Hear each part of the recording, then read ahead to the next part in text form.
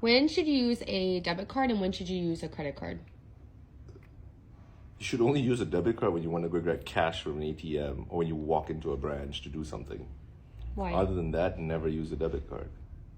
As a banker, I'll tell people don't use your debit cards. Because once you use your debit cards, like if you have your debit card's like connected to your PayPal, your Venmo, your Zelle, whatever, that's fine. But never go pay. Try not to use it out there because once you have your bank account information out there, and if someone or some hacker or whatever does get the ability to get into it and clean it out or hack into it, it's very difficult to get your money back.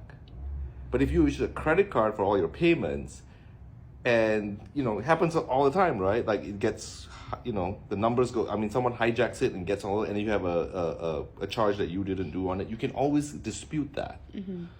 But a debit card basically is like, access to your bank account. A credit card isn't. So I almost never use a debit card. I use a credit card for everything.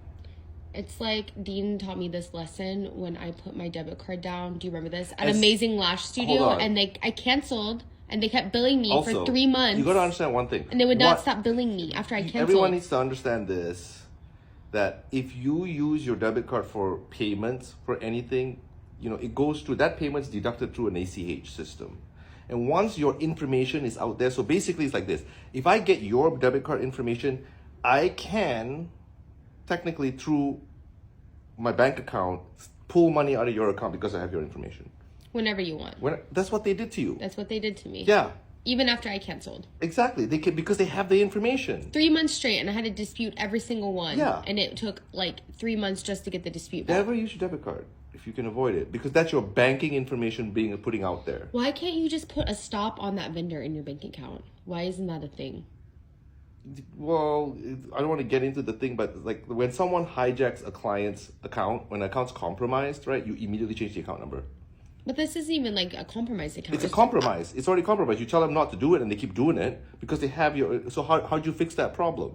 How would you? My card. You could cancel your card, and you have to go create another one. I even went into the store and told them to how much stop. easier it is if you just use a credit card for everything, a credit card, and then or a charge card like an Amex or something. No, and they charge you on something that merchant charges you, or someone fraudulently like uses your card, duplicates it, and starts using it at the gas station, whatever. You can just dispute it. And what happens when you dispute something with your credit card company? Immediately they cancel it and send you a new one.